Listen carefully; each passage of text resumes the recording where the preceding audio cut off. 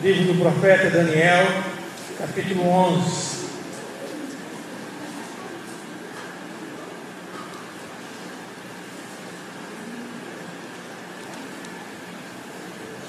Livro do profeta Daniel, capítulo 11.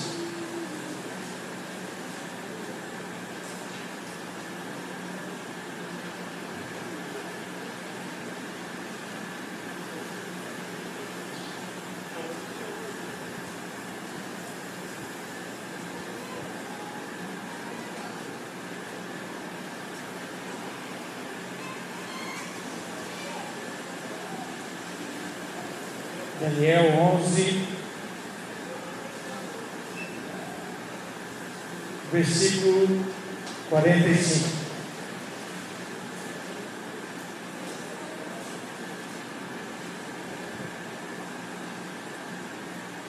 Daniel 11, 45.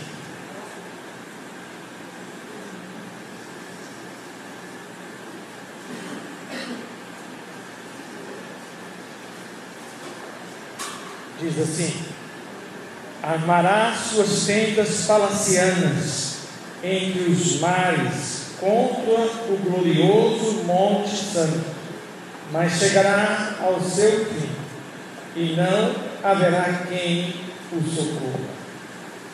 Pai, obrigado por mais um tempo, por mais um dia, por mais um ano que passamos aqui, e que a tua gloriosa mão nos sustentou e nos sustentará, e que o Senhor continue, a Deus, a fazer conforme a tua vontade e não conforme a minha, no nome de Jesus. O livro de Daniel é um livro histórico, e como eu gosto muito de história, né?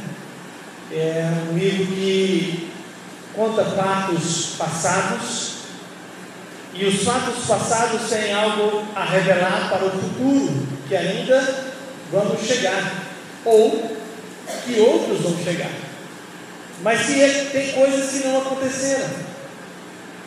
O capítulo 11 é um capítulo que fala de fatos históricos, e a história aqui, ele começa a relembrar no primeiro ano do rei Dario. O Dario estava desanimado, e ele levantou para fortalecer e animar o rei. E ali ele conta tudo aquilo que Deus falou com ele, tudo aquilo que Deus transmitiu a ele. Ele conta, ele narra e ele fala, para que as pessoas entendam e vejam como Deus quer que nós sejamos também. Como Deus quer que tenhamos uma atitude voltada para a sua palavra, voltada para conhecer e entender os fatos do Senhor e entender o que Deus quer para cada um de nós. Então Dario estava desanimado, Daniel levantou para fortalecê-lo e animar. E a história que Daniel conta para ele é a história que ainda era o futuro. Contou que haveria 3 reis na Pérsia, haveria um rei na Grécia, e nesse reino da Grécia, no auge dele, ele morreria, e se dividiria em 4 reinos, e esses 4 reinos surgiria entre um que sobressaía a todos os outros. E nesses 4 reinos, eles ficariam atuando até o Império Romano começar a atuar. Então foi períodos que antecederam, foram até de Malaquias a Mateus. E lembrando Malaquias a Mateus, foram 400 anos de história, do último versículo de Malaquias ao primeiro versículo de Mateus, passaram 400 anos. E nesses 400 anos foi a visão que Daniel teve. E nessa visão, que já aconteceu como um fato histórico, mas ainda não aconteceu como um fato escatológico, porque ali também ele menciona fatos escatológicos, usando esses reinos para o tempo do fim, para transcender o que irá acontecer no tempo do fim. E nesse período aqui, ele quer nos alertar que tenhamos uma vida voltada para Deus. Tenhamos uma vida onde Deus é o centro da nossa vida. Nada dessa vida deve ocupar o lugar que é de Deus. O lugar que é de Deus na nossa vida, que deve ser o primeiro lugar, que deve ser aquele que comanda, deve ser aquele que reina, que deve ser o dono dele, deve estar no centro da nossa vida. Se esse centro não estiver, Deus não estiver no centro, aquilo que controla a nossa vida vai estar. E aquilo que controla a nossa vida é o nosso Deus. Pode ser pessoas, pode ser bens materiais, pode ser profissão. E se está ocupando o lugar de Deus, é o meu Deus. Porque Deus não aceita rival. Deus não aceita pessoas que vão estar ali ocupando o lugar que é dele. E se tem algo que ocupa o lugar que é de Deus, eu tenho que deixar, para que Deus assuma o seu lugar. Deus assuma o seu lugar. E quando ele relembra fatos escatológicos que vão num período da grande tribulação, que são 7 anos de grande tribulação, ela tem um início, ela tem um meio e ela tem um fim. São 3 momentos na grande tribulação: o surgimento de um grande líder. E esse surgimento de um grande líder, como diz Daniel e também Apocalipse, será depois de uma tragédia mundial. Será uma tragédia mundial que vai requerer uma reconstrução de um novo governo. E essa grande tragédia mundial deve ser porventura, isso é pensamento meu, a terceira guerra mundial. A terceira guerra mundial entre o Reino do Sul e o Reino do Norte. E nessa grande guerra, muitas pessoas morrerão, muitas pessoas se ferirão, muitas pessoas levarão cicatrizes para a grande tribulação. E quando esse governo surgir, depois de uma grande guerra, que não será de avião, não será de navio, será de mísseis atômicos, que voarão transcendendo o céu de um lado para o outro. E a bomba atômica, até hoje no Japão, ela causa ferimentos, causa dores. O Césio, que foi aberto em Goiânia, até hoje causa ferimentos, causa enfermidades, causa dores. A usina atômica que explodiu na União Soviética no passado, até hoje a cidade está deserta, não há moradores na cidade, e ainda causa dor, causa enfermidade e causa sofrimento. Então a bomba atômica é o instrumento que vai matar milhares de pessoas. E nesse surgimento do novo governo, que vai surgir de uma forma que vai controlar, trazendo paz para todos os países, e nessa forma de trazer paz, 3 anos e meio ele vai reinar produzindo paz, mas depois de no terceiro ano e meio, ele começará, como diz no capítulo 11, a perseguir os santos, a perseguir a terra gloriosa, que é Israel, a perseguir aqueles que servem a Deus. E haverá um número, haverá uma senha, haverá um cartão, haverá qualquer coisa que identifique que eu estou do lado desse governo. E aqueles que não estarão do lado deste governo serão tidos como rebeldes, serão tidos como aqueles que vão trazer transtorno, trazer destruição àquele governo.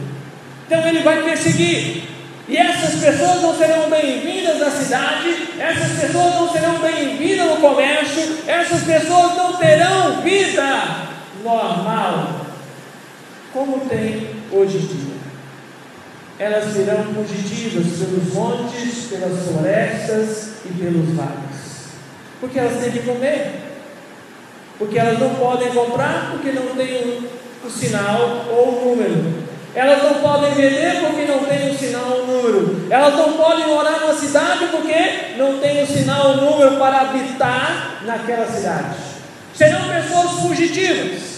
E o conselho que eu dou: se você não é caçador perito, comece a treinar. Se você não é pescador, comece a pescar. Porque se tivermos que passar por esse momento, a nossa morada será na floresta.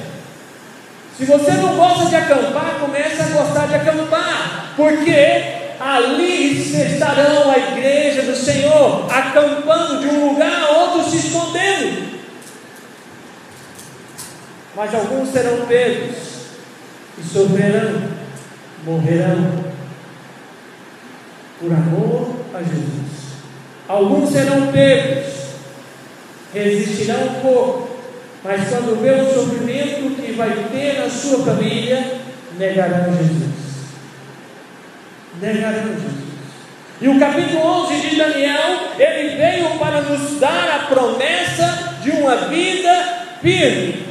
Ele veio para nos fazer e nos alertar a ter uma vida firme. Então o projeto de Daniel no capítulo 11 é firmeza.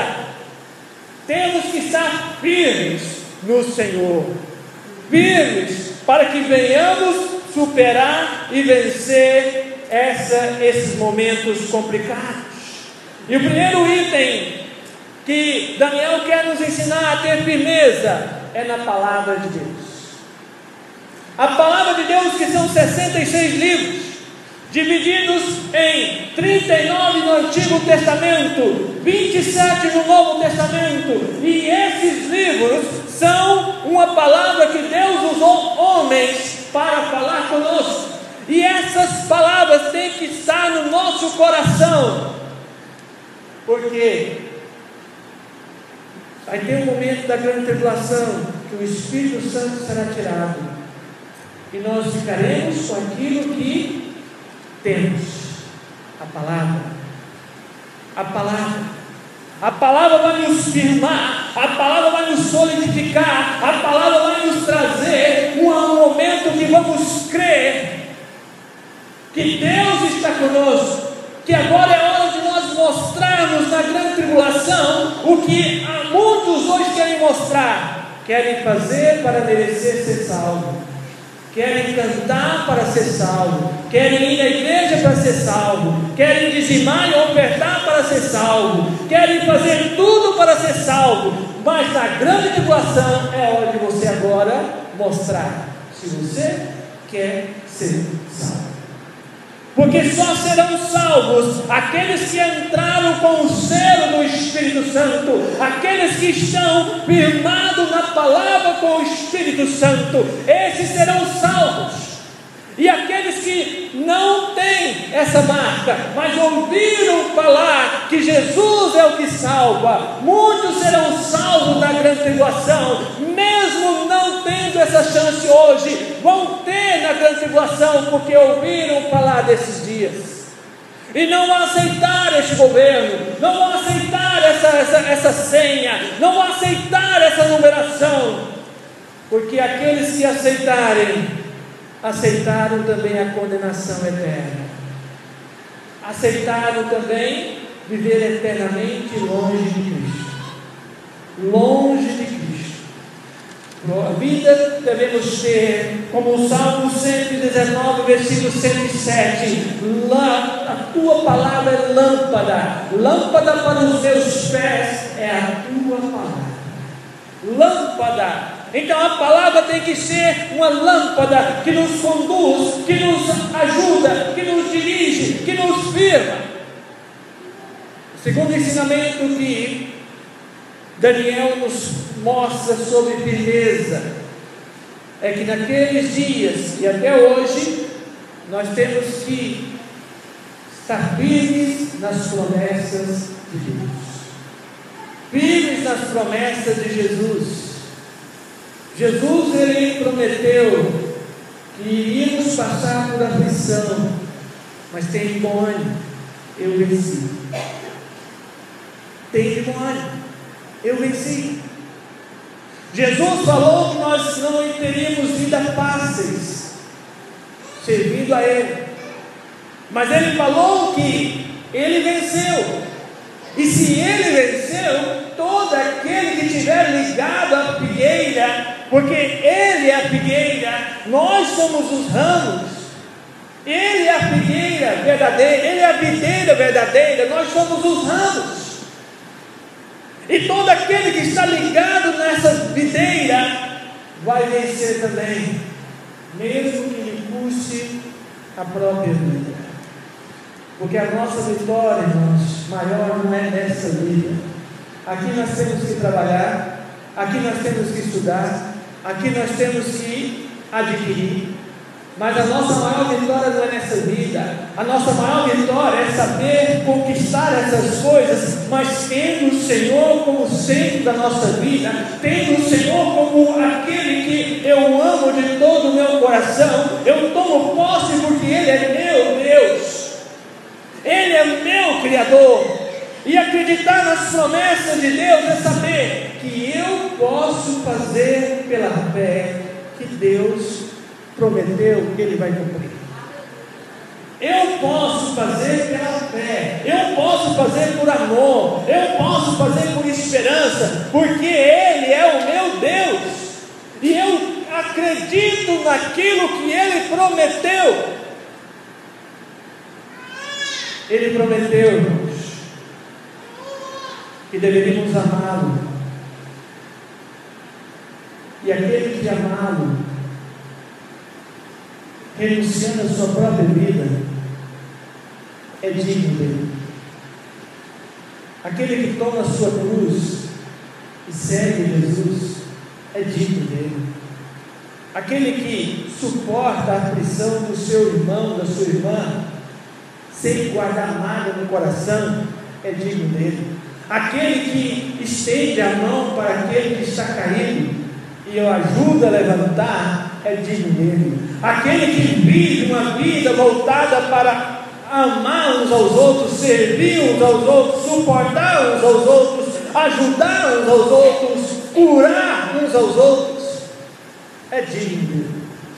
São mais ou menos de 27 a 30 mandamentos recíprocos que tem no Novo Testamento. Isto é mandamento que a igreja tem que viver, que a igreja tem que ter no seu dia a dia, porque assim mostra Cristo em suas vidas, assim mostra Cristo no seu viver. O terceiro ensinamento que Daniel nos ensina aqui é que devemos ter firmeza nas provas. Firmeza nas provas. Se você fala que ama Jesus, Jesus revela o seu amor, é na hora que você vai ser provado, é na hora que o dinheiro estiver pouco, é na hora que a saúde estiver pouco, é na hora que as lutas familiares tiver muitas, e você ama Jesus, você vai saber se comportar como aquele que serve a Jesus. Você vai saber demonstrar, sem largar a sua função, sem largar a sua vida com Deus, você vai saber viver da mesma forma. O texto que lemos em Tiago 1,12, porque bem-aventurados é aqueles que mais? Suporta, e o suportar é passar por ela, Então as provações que nós temos hoje, elas têm um início e elas têm um fim. Deus quer quer nos fazer pessoas que saiam melhores quando entramos. Deus não permite nós passarmos por uma provação ou uma tentação além das nossas forças. Isso é promessa. E se eu acredito nas promessas, eu tomo posse dela. Se eu estou passando, é porque eu aguento, eu suporto. Deus conhece o meu interior, Deus conhece a minha força mais do que eu. Então, se Ele está permitindo eu passar, é porque eu aguento.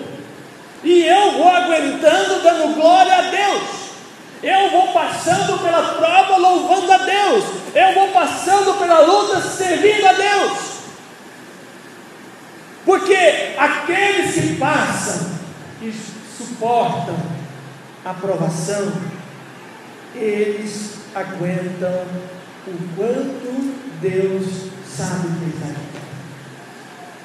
Nenhuma luta vem sobre a sua vida se Deus não sabe se você aguenta. Deus te mandou, Ele sabe que você aguenta. E Ele sabe, Ele quer ser glorificado na sua vida, Ele quer ser exaltado na sua vida. Então qualquer luta que você enfrentar neste ano, ou se passarmos por essa grande tribulação aqui, qualquer luta é passageira, ela passa. E mesmo que essa luta seja grande aos nossos olhos, Deus quer nos ensinar algo. Ao passarmos pela porteira da aprovação, Deus quer nos ensinar algo. Firmeza nas provações. Deus prova o seu amor por cada um de nós quando Ele enviou o seu Filho. Ele provou o seu amor por nós. Agora nós podemos provar o nosso amor por Ele. Falar eu te amo é fácil demais. Quer ver? Provar eu te amo. Provar, Senhor, eu te amo.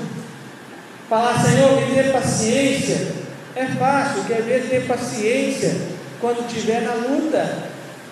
Falar, Senhor, transforma minha vida, é fácil. Mas saber que quando eu estou sendo, eu peço para ser transformado, Deus está falando, então faz a sua parte, abra mão disso que está impedindo você de ser transformado, abra mão do cigarro, abra mão da bebida, abra mão dos vícios, abra mão.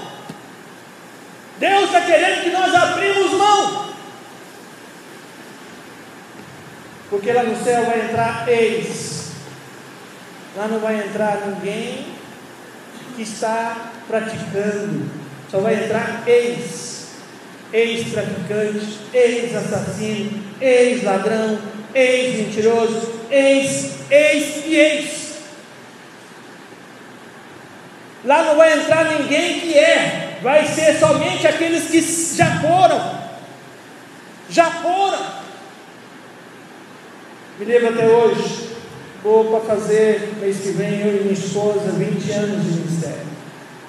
Mês que vem, dia 16, 20 anos.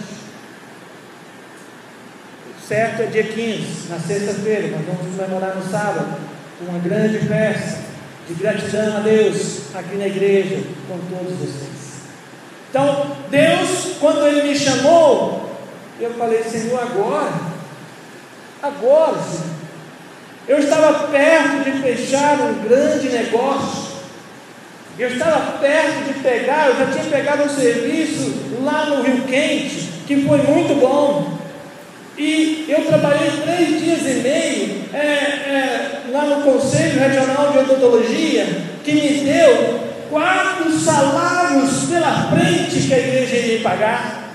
3 dias e meio de serviço. Aí eu estava perto de fechar um hotel de cima a embaixo, para me restaurar, reformar e pintar e construir toda a mobília. Então era muito dinheiro em questão. E quando Deus mandou o pastor Paulo Henrique, hoje ele está no ministério, mandou ele lá em Goiânia conversar comigo, falar, eu preciso de você lá na Vila Nova, era em São Luís, lá na igreja onde tem mais de 3.000 membros, era lá que era a igreja, o convite era lá, né? O convite era para lá, e Deus falou, eu falei assim, olha, agora, Senhor, eu falei, dá um tempo de orar, e eu falava, Senhor, agora, eu disse, agora, é para ontem, já devia ter ido, mas você me enrolou, então agora é agora, eu quero ver você agora. Então eu cheguei naquele homem que queria empreitar esse serviço, e falei, olha, eu não posso fazer. Ele, mas como você não pode fazer? Eu disse, não posso, eu vou abandonar a minha função. E eu larguei ali a minha função, largando ali o meu pai, largando ali os funcionários, dizendo, olha, eu estou agora fora, eu não sou mais dono da empresa, eu saí. Dei as minhas coisas para o meu pai, o que eu pude vender, eu vendi, tenho o que ele precisava lá e fui. Então é isso que Deus quer. Quando Deus prova, Ele quer ver realização. Eu sempre falava, Senhor, eu te amo. Senhor, eu te amo. Ele falou assim, você me ama? Então agora me prova, né? Tirou tudo. Fiquei com um colchão no chão e um beijo da filha. Você me ama? Então agora começa a se levantar, vai estudar. Fui estudar no momento da dor. Quando estava levantando, apareceu toda aquela luxúria de novo. Deus falou, agora não, você vai para a minha obra. E eu aceitei a obra. Então quando você fala, eu te amo para Deus, Deus quer provar o seu amor. Deus quer que você prove o seu amor. Então, tenha firmeza nas provas. Não xingue, não amaldiçoe, não fale nada. Ora e louva a Deus, porque Ele está querendo que você deixe Ele operar e Ele apareça na sua vida e as pessoas vejam Ele na sua vida. Em último lugar, concluindo essa palavra, Daniel, ele conversou com Dario, falou tudo isso para ele, e no final ele diz que aquele homem do futuro armará suas tendas palacianas entre os mares, contra o glorioso Monte Santo, mas chegará o seu fim, e não haverá quem o socorra. Todo aquele que se levanta contra Deus vai cair. Não existe um Deus que livra mais do que esse, que ama mais do que esse, mas só que neste momento aqui, no final da grande tribulação, aquele homem vai cair e ninguém vai socorrer. Chegou o tempo, nesse momento aqui, de estabelecer o reino de Cristo por 1000 anos, depois desses anos. 1000 anos de paz, de harmonia, de alegria e de prazer. E os que passarão vivos pela grande tribulação, sem ter a marca daquele governo, reinarão com Cristo os 1000 anos. Com Cristo. O seu projeto deste ano, você quer ter mais firmeza na palavra, mais firmeza nas promessas, mais firmeza nas provas que o Senhor quer te dar? Você quer ter? Fique de pé. Eu quero orar com você. Se você quer ter uma vida mais firme na palavra, mais firme nas promessas, mais firme nas provações, servindo ao Senhor, de qualquer jeito, servindo ao Senhor, Ele sendo seu Deus, Ele sendo seu Deus, em todo e qualquer momento, Pai, te louvo, porque a Tua palavra, ela está escrita porque ela quer falar conosco. Eu te louvo porque o Senhor tem algo e quer fazer algo através de nossas vidas, e que o nosso amor, Deus, por Ti seja provado, provado na hora das provas, na hora das lutas, na hora das dificuldades. Que venhamos, ó Deus, amar o Senhor, mesmo passando por tudo que vamos passar. Que venhamos servir ao Senhor com toda alegria, com toda a alma, demonstrando, ó Deus, que o Senhor é o nosso Deus, o Senhor é quem nos ajuda, o Senhor é quem nos dá o levantar e o deitar. É o Senhor. Então que o Senhor abençoe a tua igreja, proteja o teu povo e ajude a cada um de nós a começar no meu coração a ter uma vida mais firme no Senhor, na sua palavra, nas suas promessas e nas horas das provas da vida. Que nós venhamos, ó Deus, estar firmes no Senhor, no nome de Jesus. Queria passar a palavra para o céu, Ele quer dar uns agradecimentos.